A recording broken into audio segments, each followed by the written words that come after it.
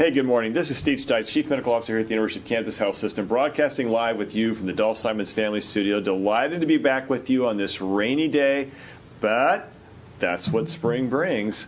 So it is going to be a wonderful spring. We're so happy to be here this morning. We've got another great panel of guests. We, of course, have Hawkeye back, our Medical Director of Infection Prevention and Control, and Dr. Keith Sale, who is our Ambulatory VP, and Dr. Jennifer Woodward. They are some experts for us on how to help long haulers manage COVID-19 symptoms better and how you can stay home if you have acute COVID-19. So we're going to go through that discussion today. It'll be a great time, I think. Lots of questions have been popping up about the long haul clinic, which has been really busy. So this is an important event, and we're happy to be with you about that. But first, Hawkeye, how we do? You know, we're going to start with a number first. One of the best numbers we could probably think of during the pandemic is 0. Ooh. So I would like to say that Hayes has currently 0 cases. Wow, that's very awesome. That's well very done. Good job, good. People of Ellis County and the surrounding communities. You gotta like that. Keep doing those good behaviors. Yeah. Keep everybody out of the hospital. Here at the health system, we have 14 active infections with 3 in the ICU and 2 on the ventilator. Still 18 in that recovery period. So number went down a little bit. You know, we had a couple discharges and a couple admits yesterday. So really kind of right on par from where we've been the last few days.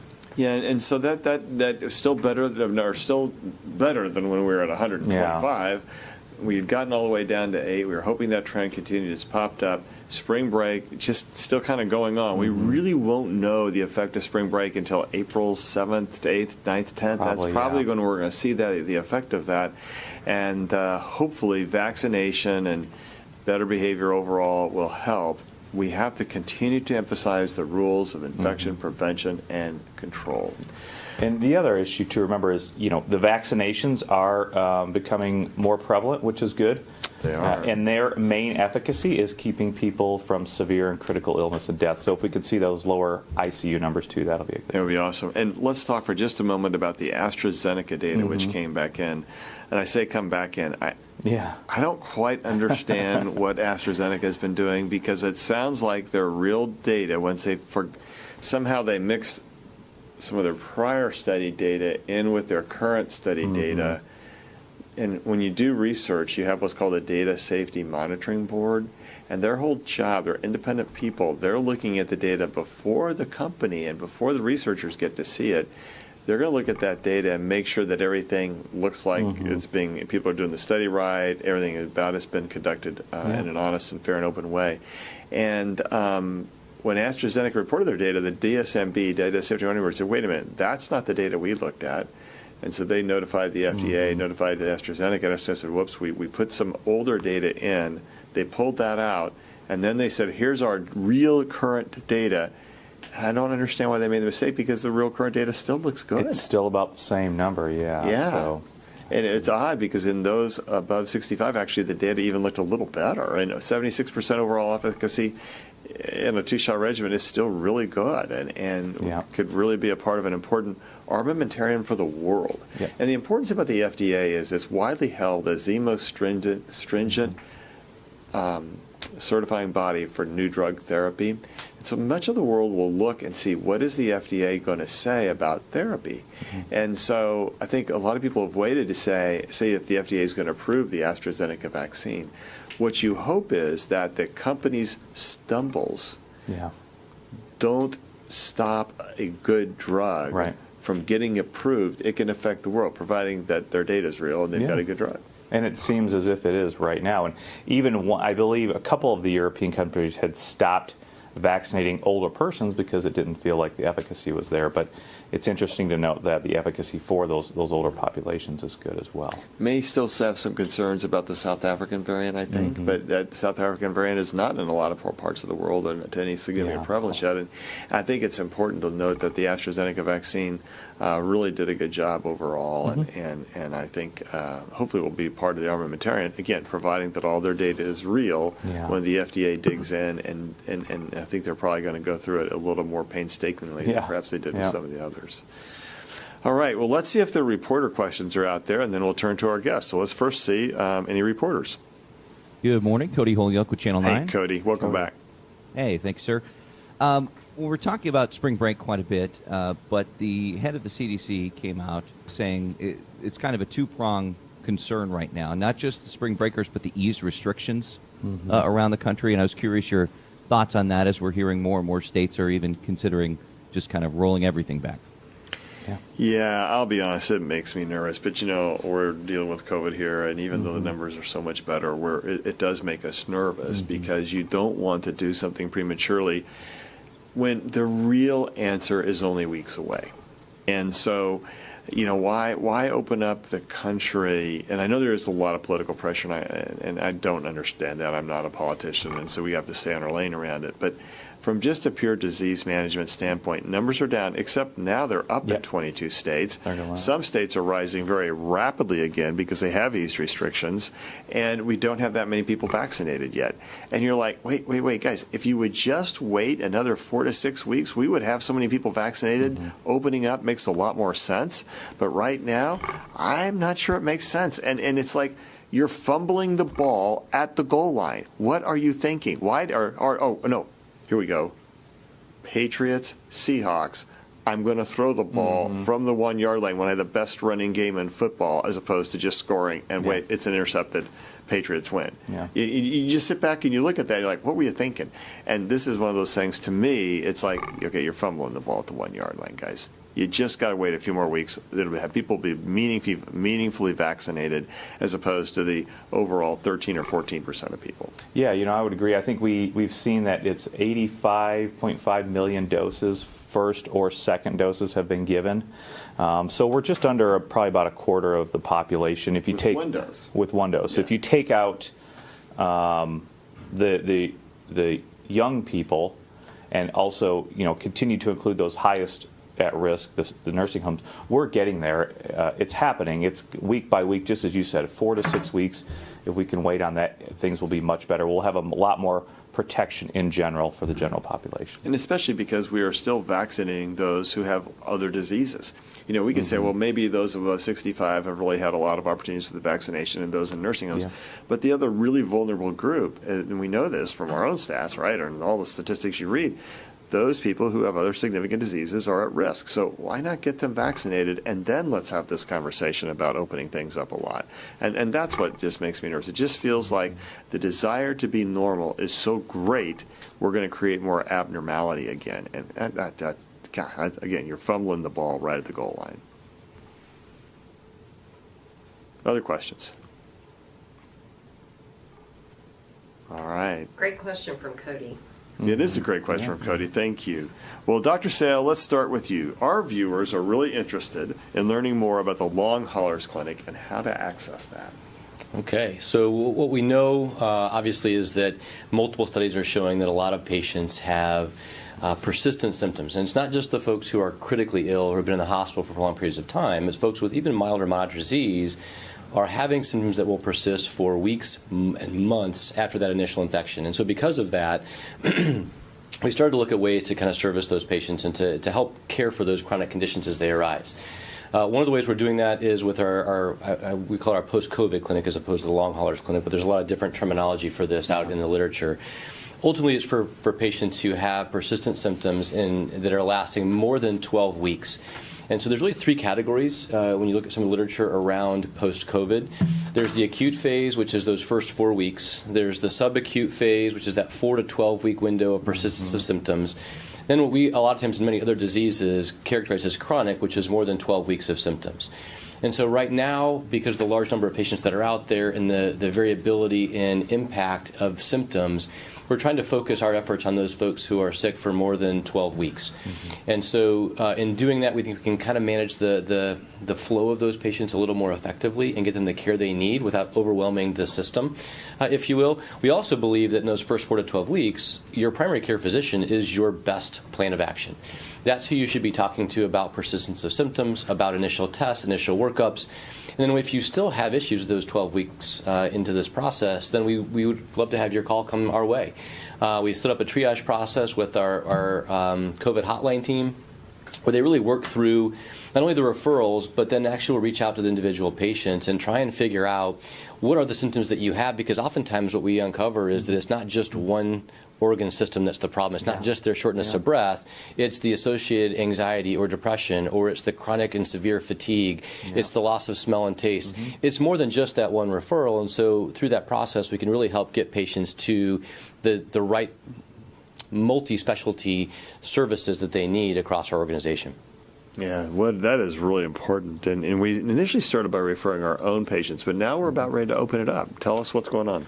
Yeah, so as you know, as a big organization, we have a lot of things to work through to process our patients and to get them in with the right team at the right time for the right needs. And so to do that, we started with our internal patient population to kind of work through the kinks of our triage process and our scheduling process. And we feel like we've gotten a lot of improvements that we've achieved in those areas. And so I think the next step for us now is to expand that across the state of Kansas within our system, and then eventually and currently really to other physicians in the region that have patients who are in that 12-week mark. And so if there are primary care physicians who are out there who have been managing patients and they're at that 12-week mark and they're just kind of reaching their wits' ends, if you will, and want extra support, we certainly have the specialists who are creating time in their schedules to do that.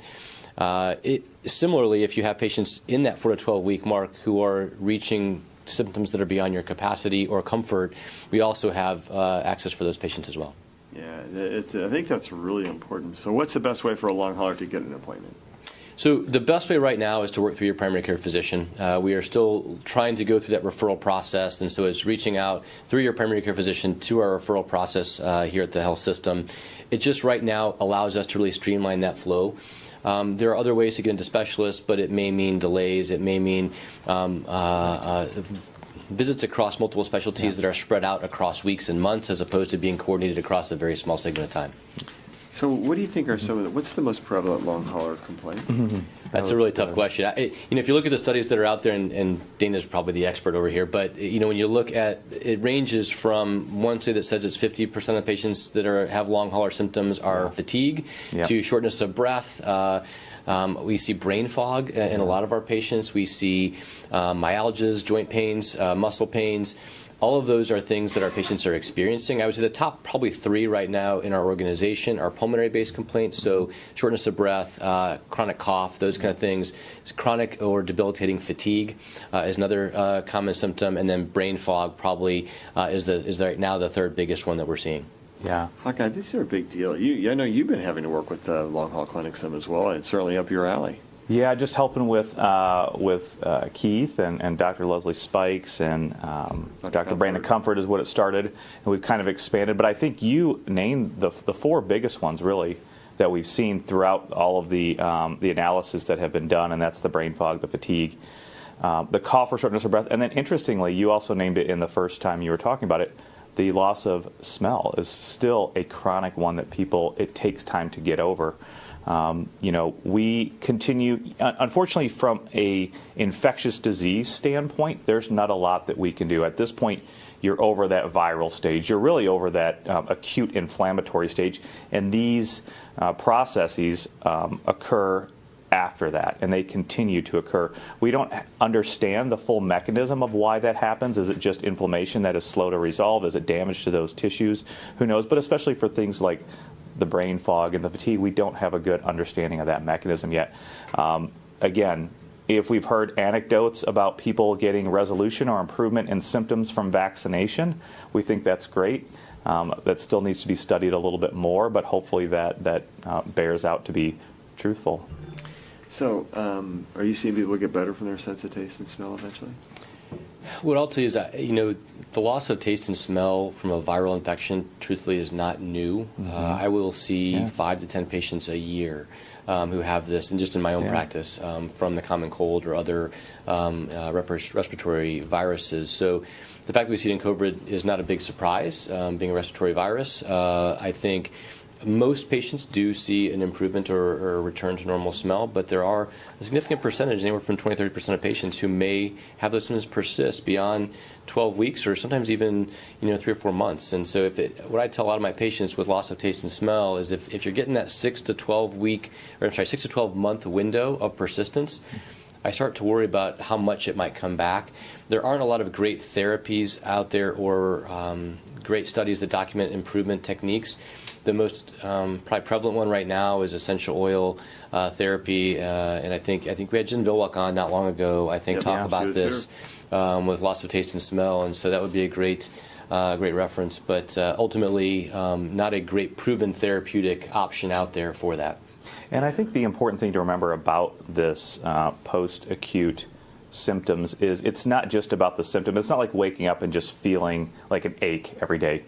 These things significantly affect people's daily lives, and it affects their quality of life, and that is one of the main reasons why I think it's important that we have this multi-specialty group to kind of try to tackle this one-on-one with the individual patient to improve their quality of life. We know that over the pandemic, most people's quality of life has kind of decreased, and now you add on top of these chronic problems and issues can significantly continue to affect your quality of life. Yeah. Well, I think I saw Fauci even tied this recently to kind of an appearance of like chronic fatigue syndrome, right? Yeah. And kind of that manifestation of disease and that impact on quality of life. So it's fascinating to think that may be connected somehow to this viral process. Yeah, and I've heard a lot of other anecdotes about, now the patients with chronic fatigue, and I think it's a different name right now. Right. But they're kind of saying, see, these things are real, and we've known they were real. We just don't ever have a good idea for the mechanism and what exactly is going on. It's been, if we're going right to chronic fatigue again, I think it's another name. It's been tried to be associated or linked with viral diseases. Those had not panned out.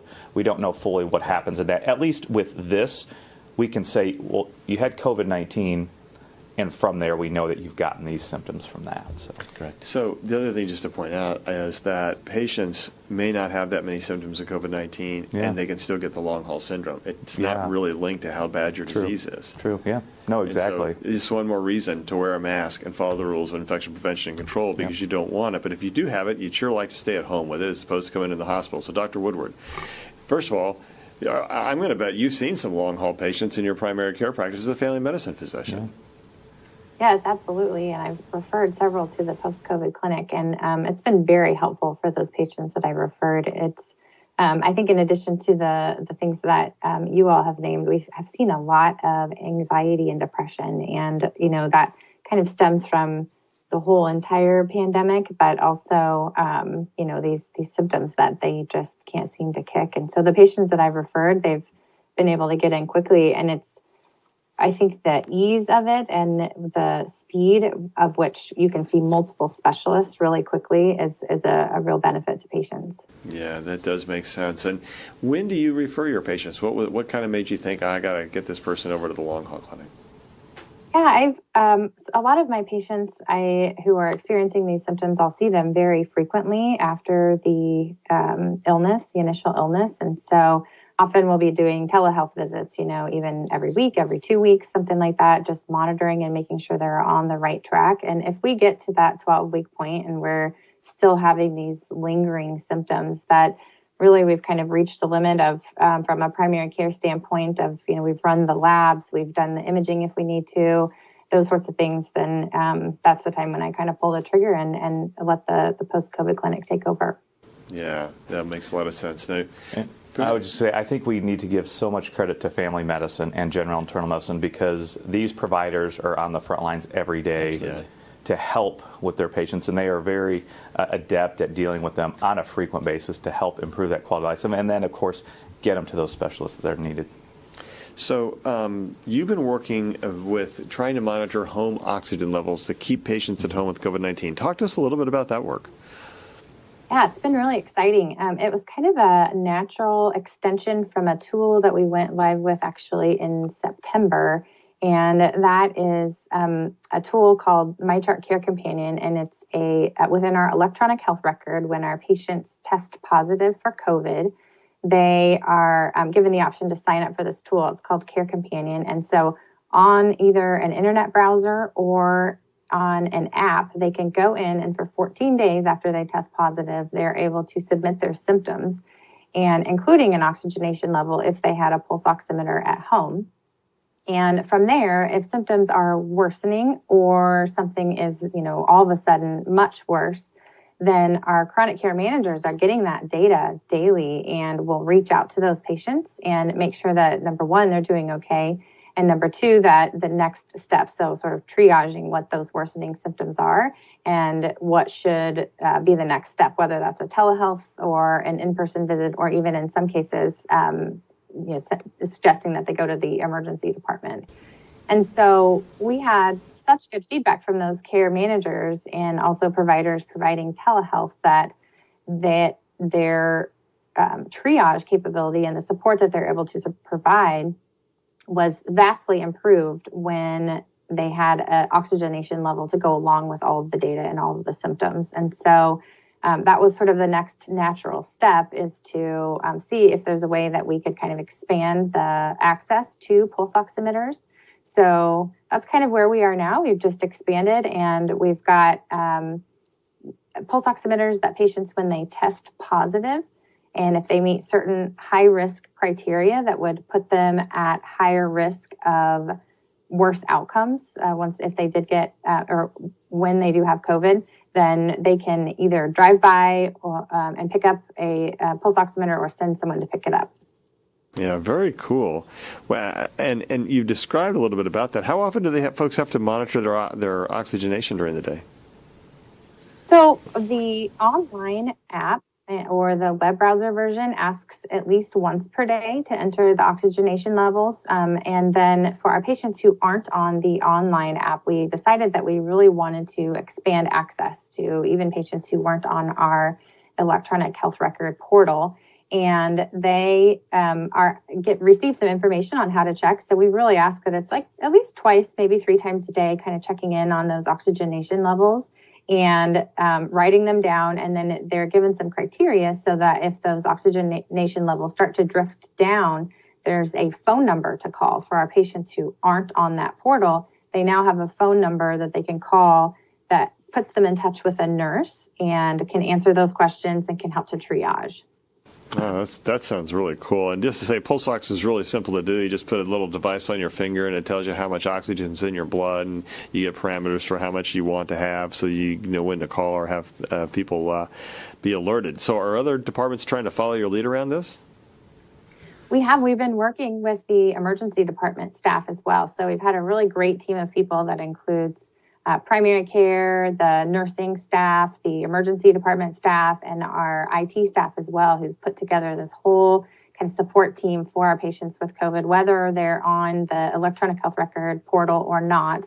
And so in the emergency department, they're also able to provide these pulse oximeters for patients who come in and test positive for COVID. They can go home with the pulse oximeter and the phone number to call if things get worse. They receive education in the emergency department. So really trying to make sure that we've got access points for these pulse oximeters, anywhere that patients kind of touch the health system. That's amazing. So, okay, so what's the watchword to COVID-19 patients out there? What's the bottom line that you want to make sure everybody knows? Well, we just want to make sure that our patients really feel supported, when they test positive. They've got the information that they need to keep themselves and their family members safe. They know how long that they, need to isolate, and know when to call and ask for help, and what that contact information is, so that they can easily go on to the next escalation of care if necessary. Yeah, that's great work. So thank you for helping lead that here at the health system and to take such great care of patients. Mm-hmm. That's the kind of innovation we've learned to expect from our family medicine department, and to Hawkeye's point, our general medicine, family medicine, primary care, Jayhawk groups. They all do amazing work taking care of patients out there, and to all those general medicine, primary care physicians in our community and region, thank you for the great work you do. It's one of the hardest jobs, and there's just so much constant work when you try to take care of the whole life of a patient. So thank you for that great work. All right, Jill, I bet there's some questions. There are. I think we're going to tackle a very serious and perhaps maybe even controversial. Okay. That is, we have 2 threads and 2 discussions going on Facebook, and we also have a reporter now who wants to to hear your thoughts. So I'm going to start with the conversation that is a little bit troublesome. I guess yesterday there was a woman who died after some time at Stormont Vale, and the obituary is saying that she died of her vaccine. Apparently, the patient had a history of reactions to vaccines. She got her shot on Tuesday, went to the hospital maybe later that day or on Wednesday, not clear, and then the obituary said has declared her to have died of the vaccine. And people are reacting to this, and they're wondering, what would your initial thoughts and I know you're hearing it for the first time. Yeah, it's the so first what I've heard questions about it. go through your mind, and Yeah. what is your thoughts? Yeah, first of all, I just don't know enough, and I would have to know more of the actual circumstances of death, and unfortunately, patients die, people die every day of disease, right, or accidents or what have you, and the question is, in my mind, when somebody says they died of the vaccine, okay, so what are the circumstances that make someone say they clearly died from the vaccine when we have, we've given over 50,000 individual shots here at KU now, and we've not had any deaths. There have been millions across the country and around the globe, and we're just not seeing deaths from vaccines. So I'd want to know very clearly in my mind before somebody said they died of the vaccine that in fact that happened to that person after they were vaccinated was uniquely due to that vaccination and nothing else, because people die every day whether they've been vaccinated or not. And what we know is that if you put it on balance, there have been over 500,000, now approaching 600 deaths in the United States, millions of deaths worldwide from COVID-19. I would really be concerned that people would hear this and then they would say, oh gosh, I don't want to die from the vaccine. Okay, well, there are millions of people who have died of COVID-19, and to date, no proven evidence, including, and we look hard for this kind of stuff, none here and none anywhere that can show that you've died of a vaccine. And I don't know this enough about the patient at Stormont to understand that, but having been an ICU physician here for many, many, many years, having filled out hundreds and hundreds, thousands of death certificates, I will tell you that you try to list the causes of death, and you have to be very clear about that. They're not just something you do arbitrarily. And you really want to have a good understanding of the mechanism of death before you would attribute to something like that. And the only way to know that is to ask yourself, is what happened in this case uniquely due to a vaccination, or is it just due to medical disease in life? So I turn to my medical director, my infectious disease colleague. I think it's a complete tragedy. It's one more excess and unexplained death in this pandemic that we have to deal with. We don't know enough about the information. But like you said, even in the United States with 80 plus million doses of vaccine given, we haven't seen this through, now 3 different kinds of vaccine. Absolutely tragic. Would like more of the information. I can't believe if there was an autopsy or the medical examiner would put death due to vaccine. It's usually more medical things such as stroke or respiratory failure. And I think that's a good distinction to maybe make with this, because obituaries, I mean, I wrote my dad's. Nobody, Yeah. And it wasn't written, obituary was not written by a professional. No, that's right. They are written by individuals. And so I just, again, I don't know the circumstance of this case. So my point about how you fill out a death certificate is this is how this is how you're supposed to do it. You're supposed to really understand the cause of death and to do the best you can to be honest and tell the truth. And I come back to my point. We have all these doses of vaccine that we've not seen anybody die from. What are the unique circumstances of this case that somebody could die from a vaccine? Is it possible that somebody has a reaction to a vaccine that is so severe they could die? Yeah, it is possible. It has happened in the history of vaccination across the world. We just haven't seen it around the COVID-19 vaccination, and I don't. And you don't want to your point. It is always a tragic loss. And if somebody did die from a dose of the vaccine, that is a terrible thing. Mm-hmm. Millions upon millions upon millions of people are suffering from COVID-19. Millions have died, and millions have long-haul syndrome, the things we've just described. And on balance, vaccination will save millions of lives more than it will ever touch in a negative way. Yeah, I mean, certainly prayers out to that family and friends.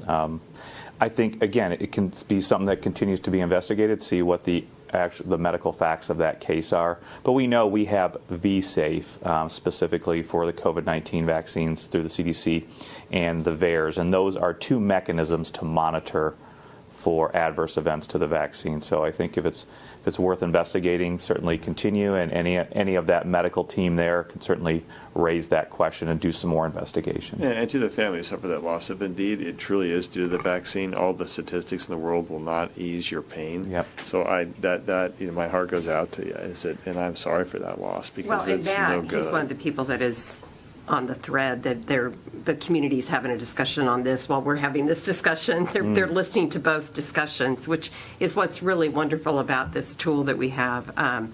He did say that she had a history of severe reactions and had been intubated several times in her life. Would that make you... That's tough. Again, I just don't know enough right. of this individual story to know. I just don't know. And so I cannot draw any conclusion. Yeah. Clearly, people who have had reactions to vaccines of different kinds before may have a reaction to this vaccine. We do know that there is a story around that. We don't always understand it. And that makes you more concerned. But I just don't know enough of the story here. And in KCUR, the specific question from the reporter is, what is your reaction to this kind of story, and what would you like to have included in it? I think from my standpoint, it's what we've been saying. First of all, a heartfelt expression of grief and to the family that has lost somebody who they have loved, and to do something to think, well, it's from vaccination, and gosh, maybe they would have never gotten COVID-19 and would have been okay. What I can tell you, and it doesn't help the pain of the family, right? This doesn't help the pain of the family. And as an ICU physician, and I deal with cystic fibrosis, and average life expectancy is 40 years old, so most of my patients die very young. And there is never a way to be okay with death from anything, whether it's a car accident or a heart attack, you will always feel that loss. And so there's the words will not take away that pain or that event. What I can say is I hope that in listening or hearing about that, if indeed it's due to the vaccine, the rest of us have to understand that while that pain in that isolated instance is not measured, we can't measure it for that family, and we can't find solace for that family. But we know that throughout the world and throughout mankind, there is no question that vaccines save millions and millions and millions of lives relative to the number who die. And that is true about any drug therapy, right? Well, the odds may not be as great, but there are drugs we take every single day, all right? I take Flomax for my prostate that is about the size of a grapefruit. And so why do I do that? Because there's some people who have bad side effects from Flomax, right? They don't do very well with it. Or you can even have an allergic reaction and die from that drug. That can happen to you with an antibiotic. That can happen to you from sunscreen. I mean, anything can have a side effect.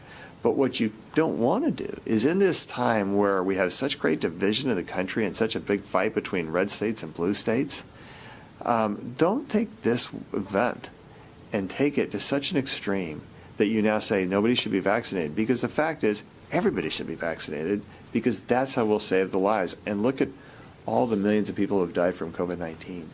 They all have that same sense of loss to the disease that no one wants to have. How do you prevent it? Well, you get vaccinated. And Jim asked, is there a resource website that gives vaccine efficacy longevity data that's been gathered so far? Where can they go? Yeah, go to the FDA and go to the CDC, and it's out there everywhere. You can go find the actual papers submitted by the companies to the Food and Drug Administration for approval. Their entire data set's out there for public viewing. It is complete transparency. And ongoing, I think he wants to know, do they keep up with it? Of that, The longevity of that. I mean, how long will you get protection, right? Yep. And there is no single spot. I think you just have to go to the CDC website, where they continue to try and gather that data and gather that information. And they do on V-Safe gather the side effect information. Yeah, I would definitely start, for that question, I would start with the FDA and then use the CDC as well. There is also a Regulatory Affairs Professional Society, or RAPS, I believe. That does have a vaccine tracker in there. I don't know how up to date it is, but it has the EUA and approved vaccines, as well as those in being in trials as well. And they will keep theirs up to date. Mostly it's about the regulatory issues from the FDA, but they'll have data there too. But I would certainly start with the FDA and the CDC. Dr. Woodward, how would you respond to patients in this situation? A primary care physician, people will turn to you and say, what's up? Yeah, we have had questions about the vaccine and safety. And, I think often it's related to family members or friends or people at work who've had reactions or something that they kind of saw on Facebook. And, again, it's the same thing. You just don't have all of the information to talk about, what went on in that case. And, a lot of patients also are asking specific questions about which vaccine should I get and which is the safest one and how long will I be protected. And again, we really heavily rely on the CDC and the FDA websites and try to review that pretty regularly and provide that information to patients as well. Keith, you I would say, first of all, condolences to the family. This is a tragic situation, like we mentioned. But I think, as I hear the information and deal with anaphylaxis not infrequently, you start to wonder. But every individual patient's risks that go along with their treatments of any kind, whether it is surgery or medications or vaccinations, are very personalized based on that person's health and overall well-being, and also the things they've been through over the course of their lives. And so it's possible to say that the vaccine in some way contributed to an anaphylactic reaction that potentially contributed to something down the line.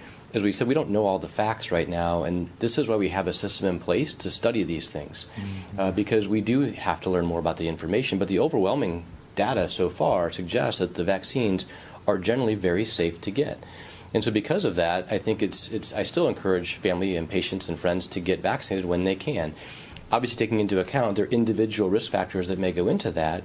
But I think even when you do that, it's still safe for the vast majority of patients to go ahead and obtain that vaccination. On the other complete end of the spectrum, Lindy is asking, have you seen any research on the vaccine helping decrease symptoms in long haulers? Anecdotally, there are reports of that. There are reports of that. And Hawk, let's start with you, but I'll then turn to the whole panel about this question. Yeah, all I know is the reports in the media. Again, anecdotal reports. I think that's great. This is one more positive thing for vaccination. We don't know what the mechanism would be.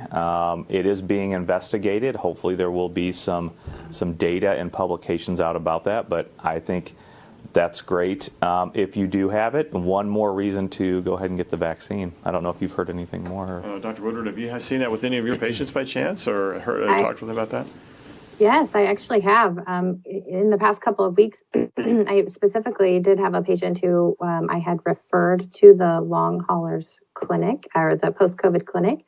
And this patient was starting to make some progress on her own through some of those treatments that were recommended.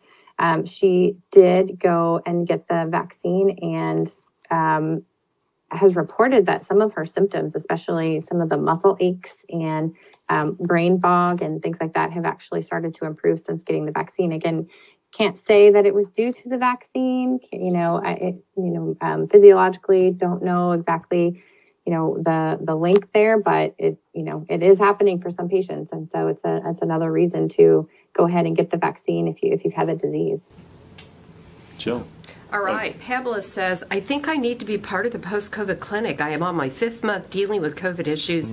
I started therapy yesterday to try to help get my strength back. Will you tell me again, how do I become part of the clinic? All right, Keith Sale. So the first step is to work with your primary care physician and have them refer to our clinic referrals line. So you can call our main campus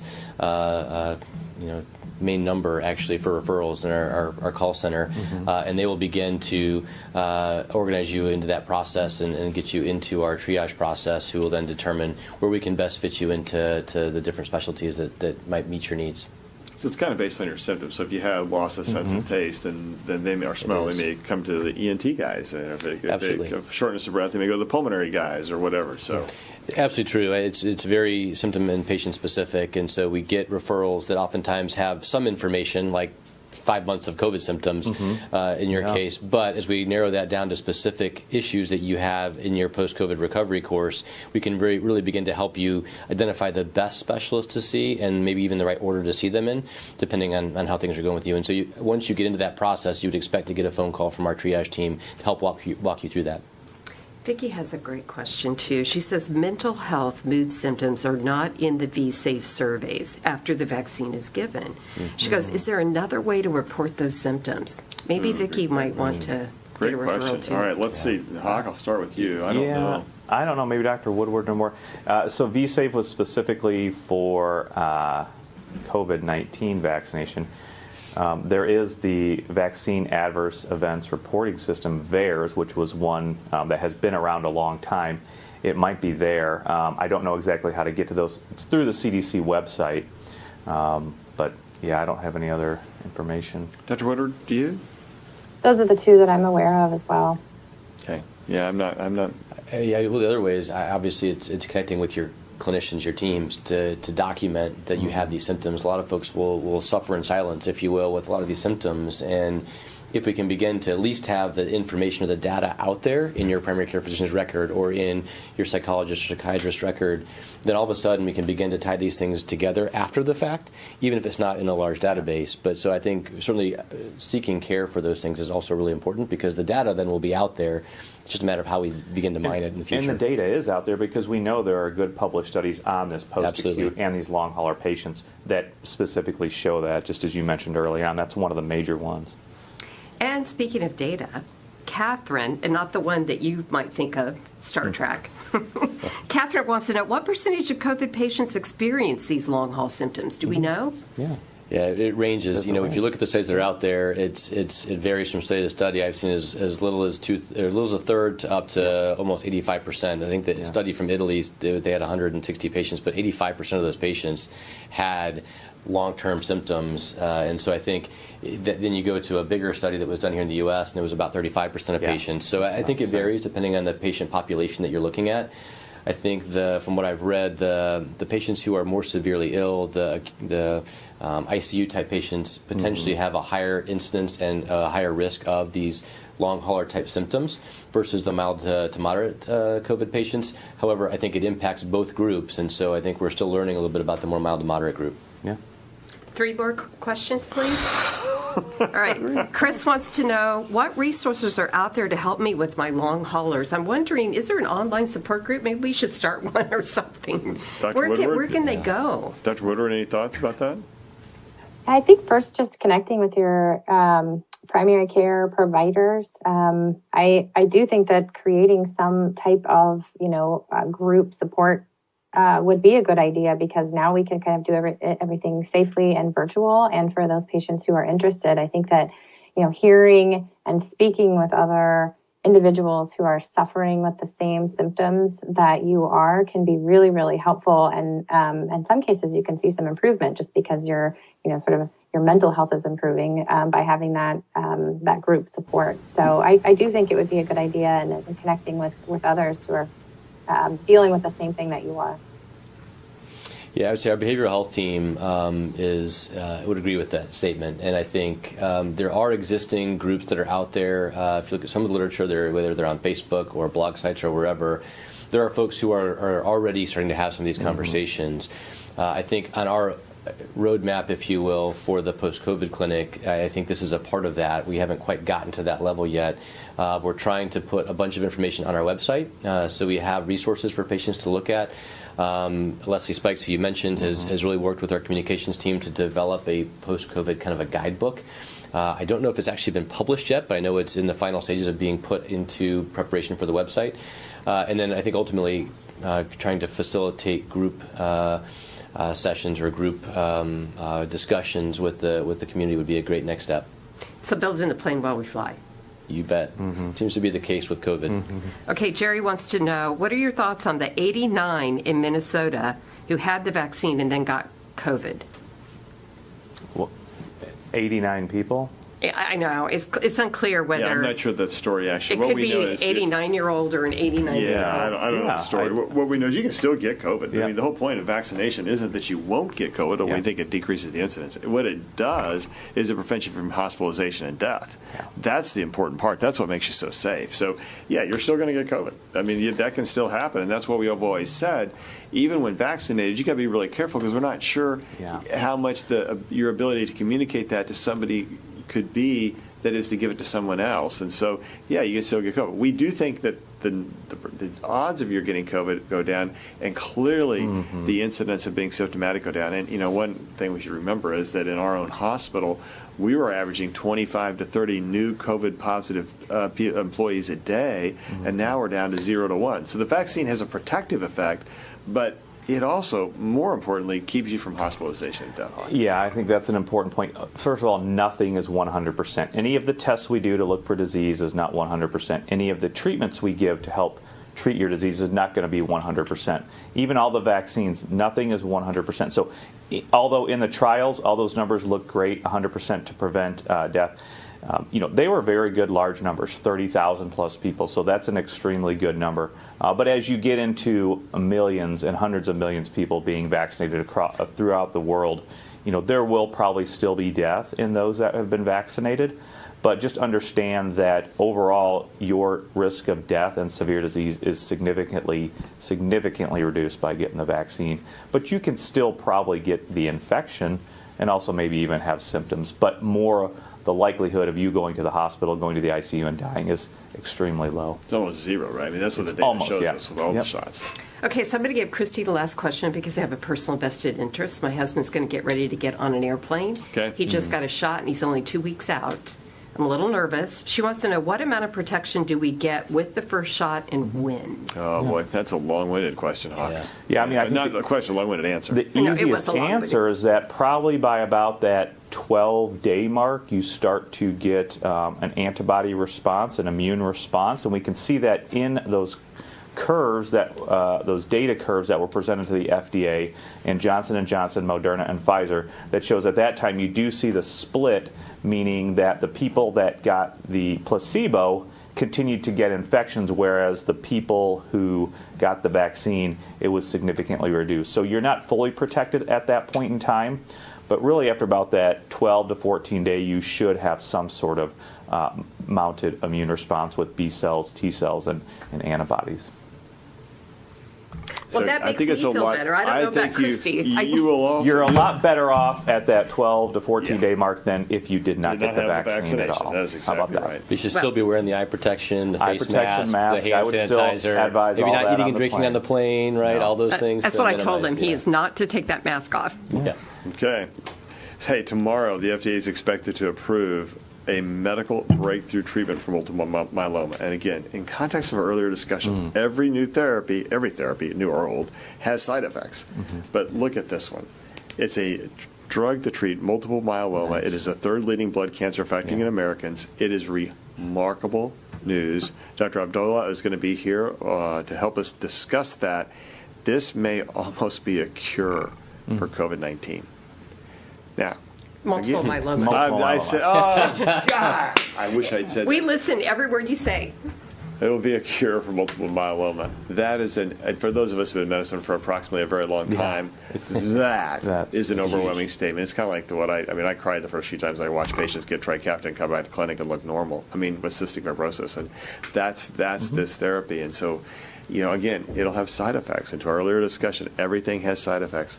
But man, what price the pursuit of perfection? We're going to come back to that point in a moment. But this is going to be a great discussion tomorrow. He is going to be talking about this. It's going to be awesome. Dr. Amanda Cackler, as our Director of Quality and Safety, will be here with Hawkeye. David Wild will be subbing for me tomorrow to answer your questions about COVID-19, so that'll be great. So let's go back to our guests. Final thoughts for the day. Jennifer Woodward. Or Dr. Woodward. Gosh, I am just doing great with names and everything today. I'm all over the map. Yeah, I think that, after everything that we've talked about today, I think, the importance of vaccination is important. Any issues that, could happen after, like we talked about, report them to your primary care provider so that we can help. And then, if you be as careful as you can out in the community, but if you do still, get COVID and there are some tools out there that can help support you to feel safe and home, and especially kind of monitoring those oxygenation levels. Yeah, thank you. And thanks for being on our program today. Come back anytime. Dr. Sale. I would just say, for those folks who are suffering with chronic COVID symptoms or post-COVID or a long haul or whatever you want to call it, we're here to be a resource for you and for your primary care physicians. We're still building the plane while we're flying it. So if you can be a little bit patient with us, I think we'll make this into something great for you and for your teams. So please work with us, and we'll work with you to try and take care of these long haul symptoms. Yeah, so important. Hey, so I am out next week. I am be taking a little R&R. My wife and I are headed out to Colorado. That'll be a great time. We're going to go see one of our very, very good friends, Dustin Harcourt. He is the head of, he owns Harcourt 3G Fly Fishing, and we're going to be doing a little fly fishing and a little skiing next week. So it'll be a really big mental health break, and looking forward to it. You may get a video from me, especially if it involves a big trout. You may see that. We want you all, though, to make sure you take care of yourself, eat well, drink plenty of water, and get a good night's sleep, exercise, do those things that are going to make sure your health habits are strong. I want to come back to that point. So I made just a moment ago. So, a really great person here at the Med Center brought me a gift, because I'm a Star Trek guy. Here's my reference team. Can't leave without a big one today. The show Discovery is one of the Star Trek episodes. One of the reasons I love Star Trek is that in many ways it's about faith, hope, and science. Faith in each other, faith in your team to get what seems like the impossible done, and for me, faith in God. Hope, because hope gets us through the darkest of times, and science to help deliver us to the other side. I got this gift. It's a shuttle from the USS Discovery. In American history, there was a shuttle disaster, the Challenger disaster, and a number of people died. And that was a tragedy. There was a school teacher on that. I think one of the first women in space. And we didn't stop the space program, right? We didn't stop. Because faith, hope, and science, they get us through a lot. At what price? The pursuit of perfection. If you wait for the perfect treatment, you will never be answered, because there is no such thing. And vaccination is just like that. There is no perfect vaccine. Everything we do has a side effect. When you get in your car, you take a risk. When you walk across the street, you take a risk. When you get vaccinated, you take a risk. But if you search for the perfect risk, there is no such thing. So what do? You have to look at the data. You have to believe in faith, hope, and science to get us through this crisis and so many other crises, whether you're talking about the Challenger space shuttle or whether you're talking about vaccination. Those things help get us through the other side of the pandemic so we can get a return to what our new normal will be. And it will look a lot better than what it's been for the last year. But the only way we get there is for each of you to answer a call to arms and to make sure that that vaccine helps keep you safe. There will be few, a very, very, very unfortunate few, for whom that risk of vaccinating may have been greater than the risk of the disease. But they are very few indeed, because the reality is COVID has killed millions, and the vaccine will save billions. The math is clear. And we have waited through this pandemic from faith and hope, and here is the science that can get us back to normal. Make sure that you don't let fear stop you from faith, hope, and science. And while you're along that journey, keep your mental health intact, sleep well, exercise well, eat well, take care of yourself. Watch a little Star Trek. We'll see you when I get back. You'll hear from me while I'm gone. Take care out there. And remember, there's still no place like home.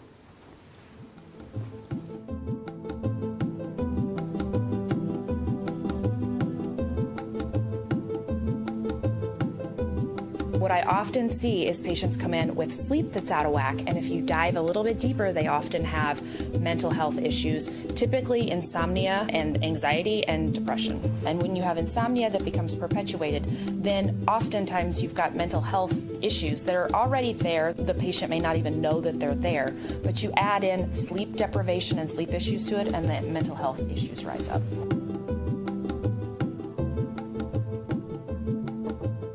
Aiming for 7 to 9 hours of sleep, keeping a consistent wake time every single day, 7 days a week. What that will do is it will allow your sleep cycle to fall into sync. No naps. What that does is it recharges the melatonin levels in the brain and it resets things. So then in the evening, they find it harder to fall asleep at night. We lie down and we just think that we're de-stressing and we turn on our phone and then we start doom scrolling. We start scrolling through Facebook, seeing what other people are doing, scrolling through social media, reading the news.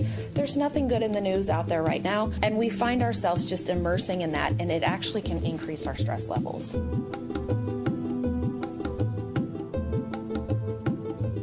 Many of our hormone levels are guided by our circadian rhythm, and our brain and our hormone, it all recharges and resets itself at night. And so if you are shortening that, then you are shortchanging your overall health. I often tell my patients mental health and sleep are like an old married couple. They go hand in hand together. If one's unhappy, the other's unhappy. If one's peaceful, the other's peaceful.